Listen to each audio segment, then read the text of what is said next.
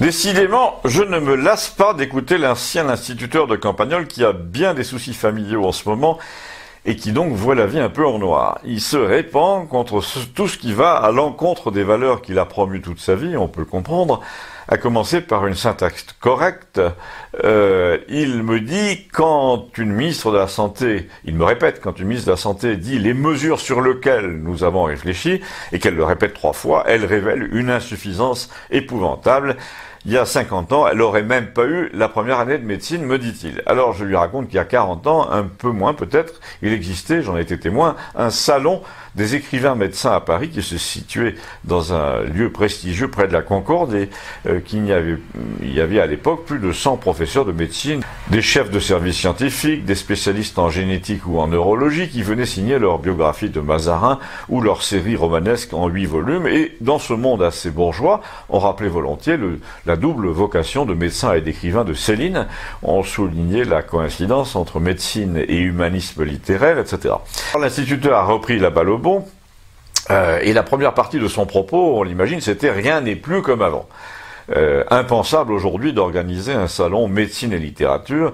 Il y avait bien Ruffin et 2 ou 3 autres, mais l'effectif tenait désormais sur une estrade, et une fois de plus, il s'est, mon ami instituteur, auto-énervé pour me dire finalement, ça me rappelle un débat auquel j'ai assisté l'autre jour à la télévision entre une fille d'origine africaine avec des cheveux tout en brosse là et l'académicien Finkielkraut, un dialogue de sourds bien entendu, mais il y en avait une qui était nettement plus sourde que l'autre.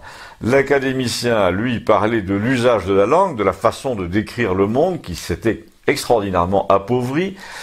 Il disait que la meilleure méthode d'intégration pour une population nouvellement arrivée, c'était la pratique de la langue du pays d'accueil. Et l'autre, la fille, avec sa touffe au sommet du crâne, lui disait « Aujourd'hui, la poésie, c'est le rap ». Et là, au lieu d'en rester au niveau « ma vérité contre la tienne », l'académicien a essayé de raisonner, me raconte mon instituteur, là, ça faisait vraiment beaucoup de peine. Il a commencé à dire, écoutez, il y a peut-être des choses qui relèvent de la poésie dans le rap, mais que je sache, la poésie, pour la moitié au moins, c'est un rapport avec le mystère de la nature, c'est une attention portée à la beauté des arbres, des animaux, des montagnes, des rivières. Or, le rap dont vous me parlez, là, en admettant que ce soit une poésie, c'est un truc uniquement urbain.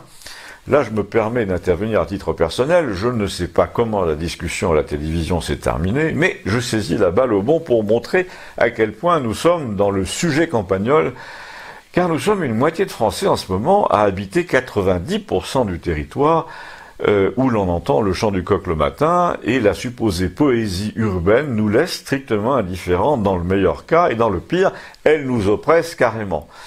Nous sommes, nous, campagnards, victimes d'une occupation de tout l'espace médiatique, tout le temps, par les questions urbaines.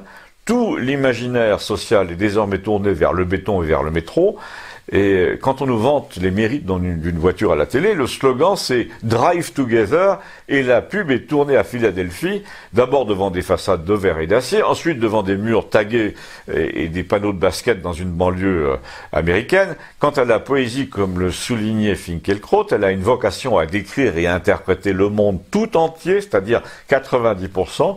À 90%, un monde où on regarde les arbres, les nuages, les rivages, les montagnes, et pas un monde de gens qui sortent d'une salle de sport pour entrer dans une boîte de nuit ou dans une Mercedes.